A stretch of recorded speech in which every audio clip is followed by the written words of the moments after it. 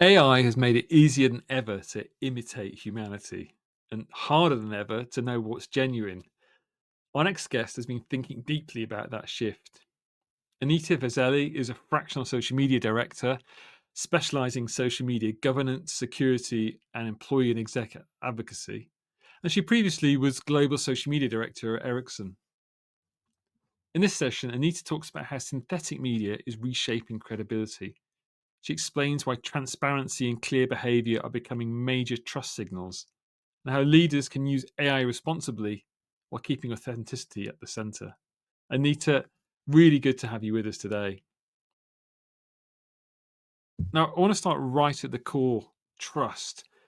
When everything looks human, polished, emotional, even authentic, what actually tells us that a person or brand is genuinely trustworthy today? It's not that easy, right? Today, as AI reshapes how we communicate and what brands and leaders trust, everything is being rewritten. So we have more tools to sound human, but a fewer to prove that we really are. So I think that that's going to be key. Like, how can we prove that we are trustworthy, we are humans, and not someone or something that is AI generated? And I think trust is not how things look, but it's how people behave over time. So behavior matters. And we trust people who show up even on bad days. They are vulnerable. Today I'm a little tired because I was traveling all day yesterday, but I showed up. So I'm being transparent. I might not be at my best today, but that's what it I'm is. We sure are you will. humans. And if someone acts with integrity, competence, and care, we care about each other. And AI can mimic that, but through consistency and over time, this behavior really makes a difference. So trust is built through consistency and not your content quality. Content quality, whenever you have typos, it could be AI, it could be human, but it's the consistent, repeated actions that really make a difference. And AI can replicate tone or mimics whatever, but Mm. it cannot lived experiences and accountability and reputation. And this is why transparency and repeated little actions matter today. So I think this is where it's going to make the most difference. I mean, you've said for years that people trust people, not brands. But how does that idea play out today when AI can make any brand voice sound perfectly human? When I see that phrase that people trust people, I just feel like a broken record because I've been saying it for ages. But it's still true. Then and it started for me seeing it when it was brands. So when I was explaining that when we have a conversation like you and me, and the brand account would come into that discussion, it would feel awkward. Mm. Who's behind the brand? And it's just an entity, and if an expert or one of their salesperson or their executive joins the conversation, it changes everything Mm. because we are talking to each other like humans and not a brand. And maybe today this can be true to AI. That how do we know? And somehow we know that it's a bot or it's a human. And it's the phrases, it's the little mistakes. And only humans carry accountability. AI doesn't have accountability. So it can copy tone, but not responsibility. And we still anchor trust in visible, named experts. So we know each other through LinkedIn for years. I have been seeing your content, I know what you do, and that's how we met. Mm. And we built that trust together. Maybe we don't meet Absolutely. every day, and especially this is today is the first day when we meet like this. But it feels that we have been knowing each other because we have been engaging with each other's content. And in B2B, that trust flows through people. People make up companies and brands. And this is why it is important for companies that maybe a brand voice is AI assisted, but the face is human. And engagement, responsiveness, and transparency matters today more than anything that is polished. So you can automate a voice, but not accountability. Can you remember a moment back at Ericsson when an employee's post or story earned more credibility than the corporate channel did? There's something you can talk about there? Absolutely. It has been any of their shared experiences or thought leadership always outperformed any campaign.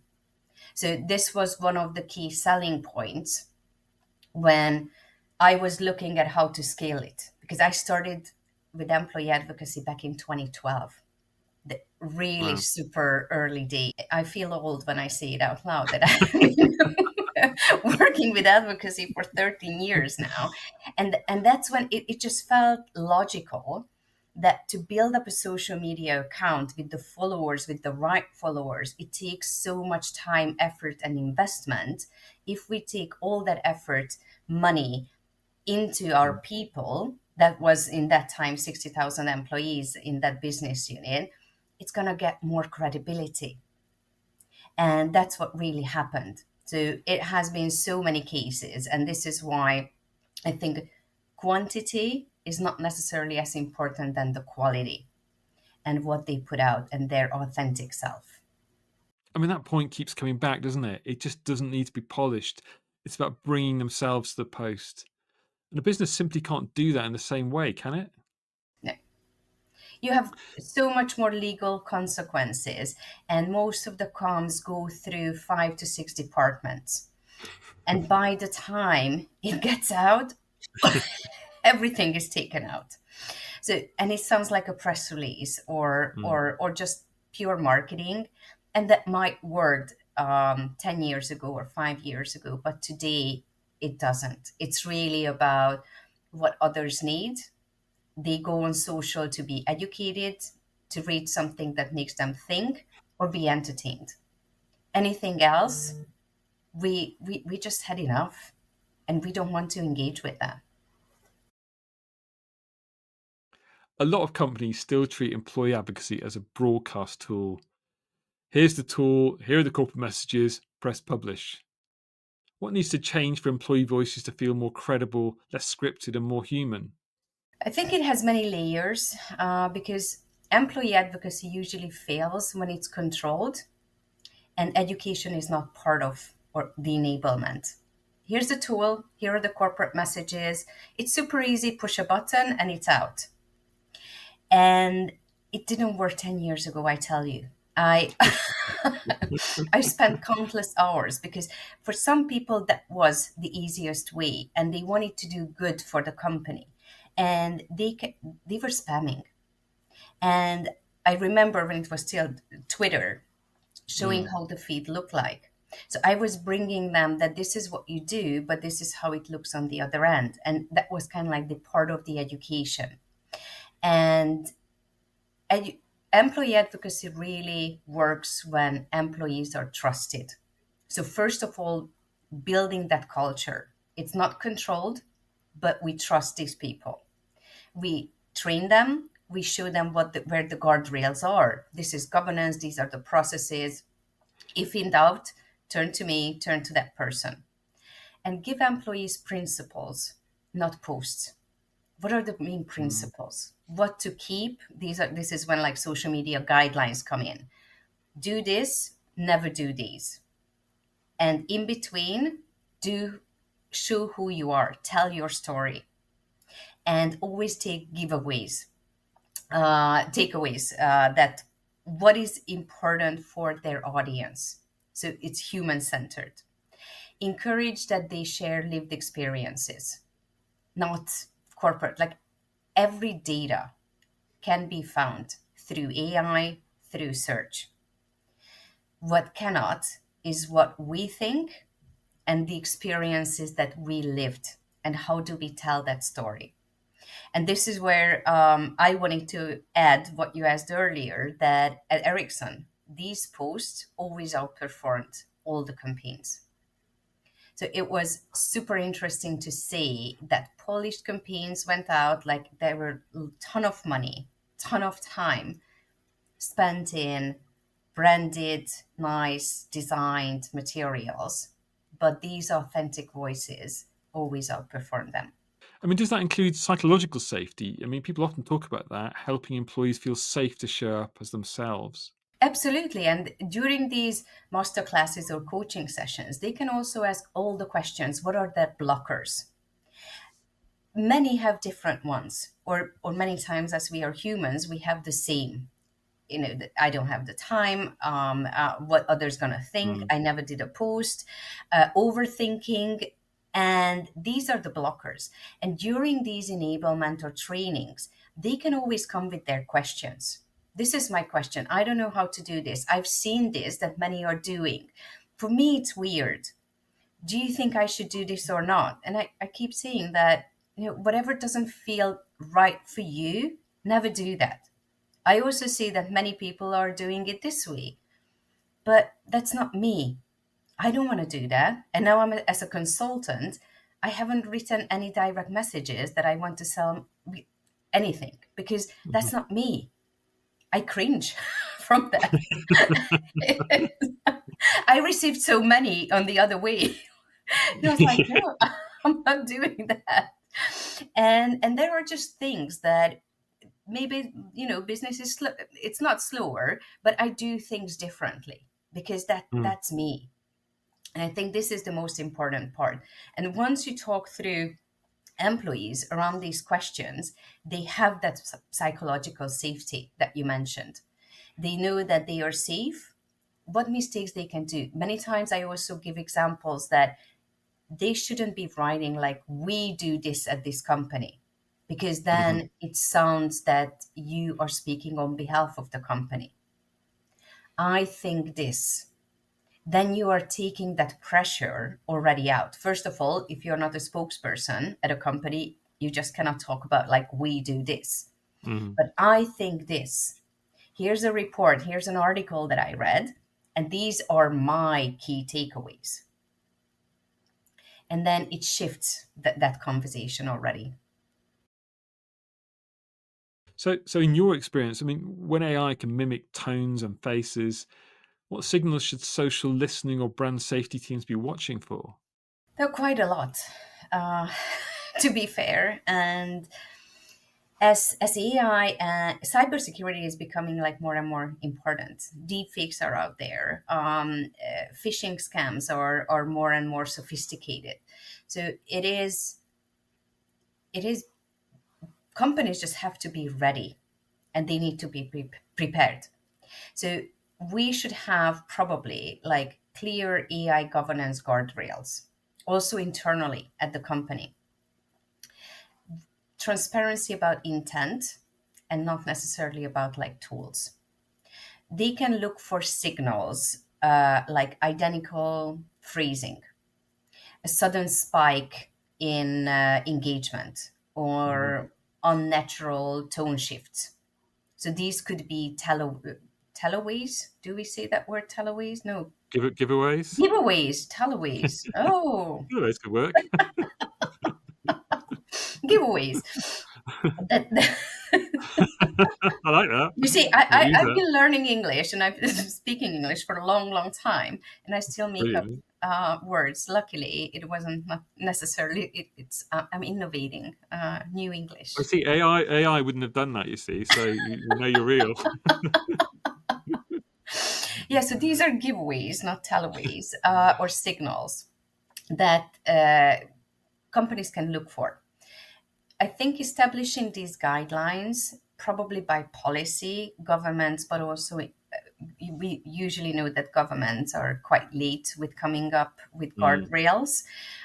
It takes a lot of time. So, this is when companies can come in and do it a lot faster than normal regulations. So, establishing the AI guidelines, that what is human led, where do we finish, and where do we involve AI? How do we work together, not as a replacement, but what are the things that we use AI and what are the things that we are not, or how can it work the best possible way? Because I think people care less about which tools we use, Mm. but why. That's what they care about. Why did we use them? And how did we use it? Transparency of intent builds trust, and deception breaks that instantly. Do you think brands should publicly acknowledge when AI is part of the process? It feels like it's going to be part of everyone's workflow soon. I think this is a good question because I've been thinking that whenever I use any sorts of AI in my content creation, um, should I write it? But I mean, everyone's using AI. Mm. I think it doesn't necessarily matter that, I mean, do we use email? Like, or do we use, you know, grammar correction? We have been using that. So we have been using some sort of tools to spot our mistakes uh, and I think the intent matters more than put it out there that I've been using AI. I think for visuals, whenever we think about the visuals or videos that can be deceptive, Mm. I would I would put it out there that this is an AI generated image just to make it clear that this is not something that is from the truth. It's an AI generated one. But for text or copy, I don't put it out there, and I use AI. I really make sure that it sounds like me, it's my ideas, and it's not beige but colorful. Comes from my lived experiences. But for me, it helps to speed up the process or writing proposals. I can write proposals less time than I could Mm, do mm. that before. Okay, so that's an important distinction. Visual and deepfakes can mislead, but using AI as a research or writing support tool is different, isn't it? Yeah, I agree. Um, And I think because we have been we see usually that we believe what we see, and this is not going to be true as we move forward with the deepfakes. So this is where I think it's going to be super interesting to see that what are the guardrails? When do we say that this is AI generated or this is real? This is where I think credibility will also come in. That if I know you well and I trust you and I trust that these are the behaviors that you wouldn't do, and I see a deep fake when you do the total opposite, mm, I would question it. But to be able to question it, I have to know you. I have to trust mm. you. And that's when I might still be questioned like, what happened to Andy? But then I might reach out to you that, Andy, is this really you? But of course, if people don't know you, then for them, it's like, I believe what I see. So what do you think will separate credible brands from convincing fakes as all of this evolves? Oh, good question. I think probably verifications. Verifications will need to be there, and fake ones will need to be taken away instantly. So this is where comes social media security comes in for brands. Whenever they spot any fake ones, they have to be removed instantly because most people cannot make the difference. They they are better and No, better. So I they think really are. verification is going to be key. Transparent identity, that who's behind uh, that image, whether it's a brand or a human, because executives get impersonated as well, not just brand accounts, and I think content. That again, how do they show up? AI can mimic empathy and can support communication, but again, that experience, the lived experiences, are not there. So I think the differentiator will be showing up just like humans. Bad days, Mhm. good days, doesn't matter. I'm just here. Many times these are the gym slogans. The most difficult thing is to get up from your sofa, or it doesn't matter how you perform, you just showed up. and that's consistency. And even those little steps may add up to become more than like big initiatives. And I also do believe that brands that build recognition through credibility today will be more resilient tomorrow and in 5 years. So, in 5 years, your reputation will be your verification badge. Okay, let's finish this with something practical. So, if a mid-sized B2B company asked you where to start today in this world increasingly shaped by AI, what, I don't know, two or three actions would you advise to help them start earning trust? That's a good question. And I think many are still starting out. So, for me, because what I've seen that if we don't start with governance, then things build and no one knows what to do. And then it's going to become chaos. And then it's so much more difficult to put order in place than when we start. So start with the governance part that define AI use cases and principles. What are the values and the rules when we use it, how we use it, and how we don't use it? Then to humanize the brand, really work with employees, executives, sales experts, and show their faces. Really put people into the center of that communication and build a credibility infrastructure, verified accounts or clear processes, consistent behavior. So, really work on the enablement, guardrails, rules and regulation, and then it's all about enablement and creating that culture of sharing, and then it becomes natural. And in a world of full of synthetic voices, I think the only thing that can be faked is earned trust. So when we Okay. earn that trust, that cannot be faked.